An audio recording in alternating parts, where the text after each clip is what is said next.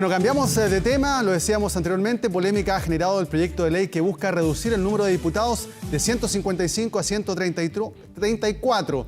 El gobierno asegura que esta iniciativa es lo que quiere el país, sin embargo, para la democracia cristiana se trata de una estrategia comunicacional. Para profundizar en esta mirada nos acompaña vía telefónica el presidente de la ADC, Fuad Chahín. ¿Cómo está? Muy buenos días. Muy bien, Gonzalo, muy buenos días. Al final tuvo que ser telefónica, nos jugó una mala pasada de internet, pero sí. Al fin estamos contactados. Bueno, Fuad, preguntarle sobre esta estrategia comunicacional que usted ha manifestado, sobre esta reducción del número de diputados de 155 a 134.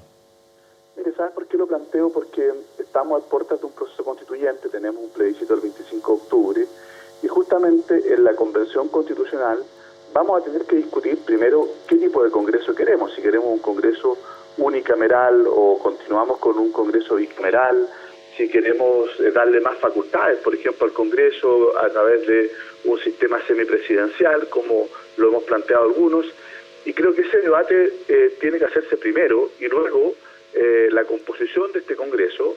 También tenemos que discutir la composición del Congreso desde el punto de vista de la paridad, desde el punto de vista de la representación de los pueblos originarios.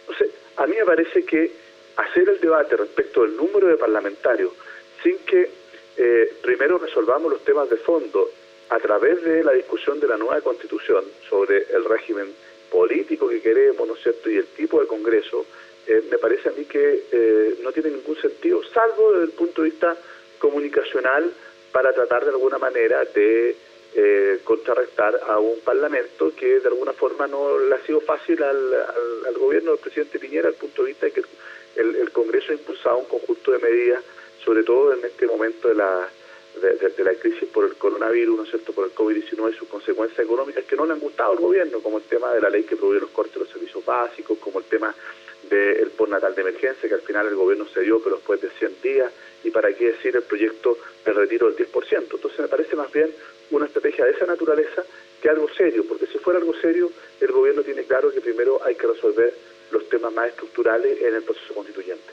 ¿No era el momento para discutir este proyecto, Fuad? A mí me parece, como digo, que primero hay urgencias legislativas como las que dicen relación con las consecuencias económicas, sociales de la crisis del COVID. Y como te digo, primero tenemos que resolver el tipo de Congreso y las facultades que le vamos a dar al Congreso y la composición que queremos darle, y luego el número de parlamentarios. No tenemos que poner la carreta delante de los bueyes. Yo creo que la oportunidad para poder hacer toda esta discusión es justamente en el proceso constituyente, que va a tener un hito central el 25 de octubre con el plebiscito de entrada, y luego, ¿no es cierto?, el 11 de abril con la elección de los convencionales. Además de esta polémica por reducción del número de diputados de 155 a 134, este proyecto también busca, se ha visto, eliminar esta banda del 1% de parlamentarios. Mire, si todos estos temas son discutibles, yo creo que los números no pueden ser dogmas. Acá lo importante tiene que ser ciertos principios, que es la representatividad, ¿no es cierto?, que tengamos un sistema proporcional, y eso es lo importante. Ahora, pueden ser menos parlamentarios, yo nunca jamás me he negado a esa discusión, lo que digo es que debemos hacerla en la oportunidad y en el momento que corresponde. Ahora, respecto al tema de poner un mínimo, eso sí se puede, y eso se ha hecho en muchos lugares donde se establecen mecanismos de corrección a un sistema proporcional como el sistema DON, que hoy día tenemos para poder elegir a los parlamentarios. Se pone en mínimo y luego, ¿no es cierto?, el cupo que pueda perder un partido porque ese parlamentario no llega al mínimo, lo recupera en un distrito donde tiene un parlamentario que por la aplicación del DON no resulta elegido, pero que tiene una votación sobre el mínimo. Esos mecanismos existen, ¿ya? Existen en muchos países, y por lo tanto todas estas reglas electorales, a mi juicio, se pueden incorporar. Yo creo que es bueno que nosotros, manteniendo la proporcionalidad, podamos de alguna manera también tener parlamentarios que tengan adecuada representatividad, pero hagámoslo donde corresponde, hagámoslo, ¿no es cierto?, en el proceso constituyente, hagámoslo pensando primero bien qué queremos del Parlamento, cuáles son las atribuciones que le queremos dar, cuál es la composición, y una discusión que es mucho más estructural. ¿Queremos seguir con un Congreso bicameral o queremos pasar a un Congreso unicameral? Todos esos debates creo que el país se los va a dar en la discusión constitucional. ¿Para qué adelantarnos hoy día con una regla que a lo mejor podría durar una sola elección? Y yo creo que no es bueno estar cambiando las reglas electorales en cada elección. La acabamos de cambiar para la elección del 2017, algunos quieren cambiarla para la elección del próximo año, pero si tenemos una nueva constitución que establece una nueva estructura del Congreso, vamos a tener que volver a cambiar probablemente las reglas electorales. Entonces, yo sinceramente me cuesta comprender el que exista tanto apuro por discutir algo que va a ser central en el debate de la nueva constitución y no ahora. Fuad, quedan 68 días para el plebiscito del próximo 25 de octubre y también ha habido polémica respecto a aquello por las declaraciones del canciller Andrés Alaman, quien ha manifestado su opción del rechazo a este plebiscito. Bueno, ya el gobierno ha explicado, ha dado a conocer la presidencia que deben tener también las autoridades de su gobierno, donde hizo un llamado a no hacer campaña, pero no les impide manifestar su opción. ¿Qué le parece a usted? Bueno, a mí me parece que es bien inexplicable. Primero porque el gobierno, ¿cómo le va a ser indiferente al gobierno qué es lo que pasa con el principal hito político de los últimos 30 años, que es el plebiscito del mes de octubre? Es el principal hito político de los últimos 32 años. Y resulta que le es indiferente después del plebiscito de octubre del 88. Y el gobierno no tiene posición. A mí me parece un contrasentido cuando el propio gobierno ha tratado de apropiarse de este proceso, señalando en la cuenta al país del mes de junio, diciendo, ¿no es cierto?, que ellos llamaron a este proceso que convocó el gobierno y que terminó con el acuerdo del 15 de noviembre. Bueno, entonces, si el gobierno se siente parte de este proceso, ¿cómo le dan lo mismo si es que efectivamente este proceso se puede desencadenar con el triunfo de la prueba el 25 de octubre o que se bloquee con el rechazo para quedarnos con la Constitución del 80? Cuando el propio gobierno sabe que este proceso fue de alguna manera el camino institucional para poder salir de una situación de extrema tensión y, por qué no decirlo, de violencia y de efervescencia social, y que lo que se logró con este gran triunfo es que estas distintas visiones se canalizan por una vía institucional y democrática, ¿ya?, para aislar definitivamente a quienes buscan la violencia. Bueno, ¿le da lo mismo al gobierno eso? ¿No le importa lo que ocurra? A mí me parece que es una irresponsabilidad mayor. Ese es el primer punto. Luego, habiendo tomado la decisión de la presidencia, no corresponde entonces que cada ministro esté dando su opinión y justificando, porque sobre todo ministros como el canciller es quien representa al Estado de Chile ante la comunidad internacional. Y resulta que sigue comportándose como un senador desde la trinchera política, ¿no es cierto?, jefe de un lote interno de un partido. Entonces yo creo que el canciller tiene que comportarse como canciller, ya no es senador, y tiene que actuar como ministro de Relaciones Exteriores. A mí me parece que él todavía sigue actuando como senador desde la Cancillería y no como el ministro de Relaciones Exteriores. Y eso creo que es un problema político mayor para el país y para el funcionamiento del gobierno.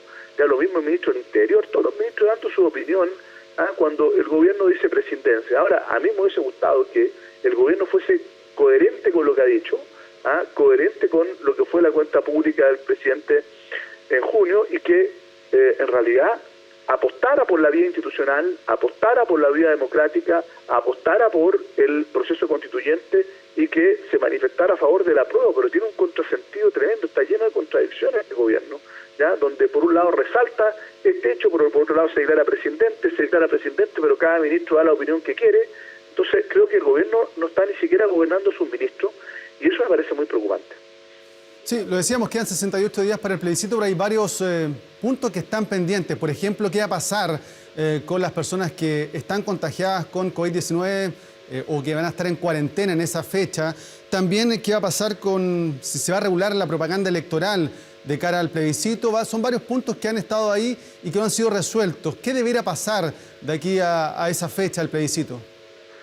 Bueno, lo primero es que se le están otorgando facultades al CERVEL para poder implementar las condiciones sanitarias que permitan, ¿no es cierto?, el sufragio seguro, y creo que eso me parece que es muy importante. Espero que esto se resuelva rápidamente y que el CERVEL pueda impetrar todas las medidas que sean necesarias. Dentro de ella, el tema del voto de las personas con COVID. Naturalmente que no van a poder ir a los establecimientos de votación normales. Hay que buscar una medida. Nosotros le hemos pedido también a nuestro equipo de salud que puedan proponer alternativas. Ese es quizás el tema más difícil de resolver. En todas partes ha existido un problema con esto, en algunos lugares lo han dejado sin votar, en otras partes existe el sistema del voto postal, ¿no es cierto?, por correo, y han podido ejercerlo de esa manera. Bueno, aquí hay que ver qué alternativa y si es que es posible que voten o no. Y creo que es una definición que tiene que tomar el CERVEL y hay que darle las atribuciones. Lo que no podemos hacer es arriesgar a los ciudadanos que van a ir a votar a ser contagiados, y eso creo que es el objetivo principal. Y respecto al tema del límite a los gastos, a mí me parece que este es un vacío que hay que llenar, se lo hemos dicho al gobierno y al CERVEL en distintas reuniones que hemos tenido, y esperamos que dentro de los próximos días podamos de alguna manera zanjar esto desde el punto de vista legislativo de tres dimensiones. La primera, ¿no es cierto?, las fuentes del financiamiento. No puede haber fuente empresarial para el financiamiento, no puede haber fuente extranjera. Segundo, límite al gasto. Tenemos que aplicar, ¿no es cierto?, límite al gasto. No puede ser que aquí algunos comandos puedan gastar de manera ilimitada en el marco de esta campaña. Y tercero, los sujetos fiscalizados por el CERVEL desde el punto de vista del financiamiento y del gasto. No pueden ser solo los partidos, porque si no sería muy fácil burlar la norma. Bastaría con armar un comando independiente que va a poder gastar sin ningún límite en el marco de la campaña. Por eso que a mí me parece que también a los independientes y a las organizaciones de la sociedad civil se les tendría que fiscalizar, y solo podrían hacer campaña aquellas que se acrediten como comandos ante el CERVEL, porque de lo contrario, ¿no es cierto?, tendríamos un forado por la cual sería letra muerta lo que legislemos desde el punto de vista del control del gasto. Y a mí me parece que esto no puede ser, sobre todo en el momento en que está viviendo el país, en un momento de mucha complejidad, de muchos problemas. Creo que sería vergonzoso que tengamos un festival del dinero, ¿no es cierto?, en alguna de las campañas, como lo hemos visto ya por parte del rechazo en lo que tuvimos de campaña para abril. Vimos que había un comando con muchos recursos, y creo que el momento que vive el país claramente nos obliga a que con mayor razón seamos muy prudentes en esto y que establezcamos los márgenes muy claramente. Por último, quería ponerle en contexto, en Nueva Zelanda, producto del rebrote, se aplazaron las elecciones legislativas.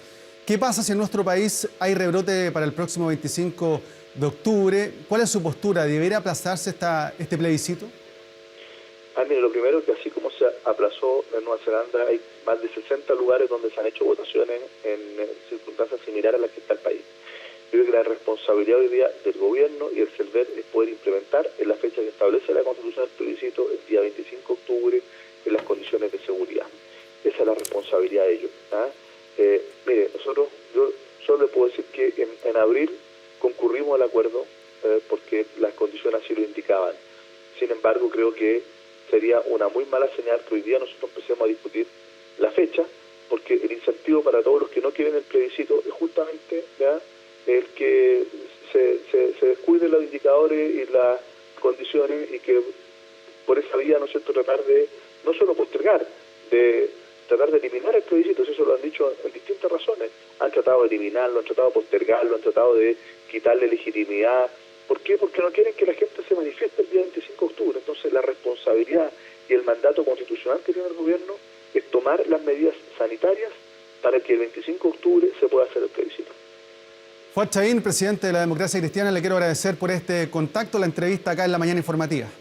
Muchas gracias, que esté muy bien, Gonzalo. Igualmente, buenos días.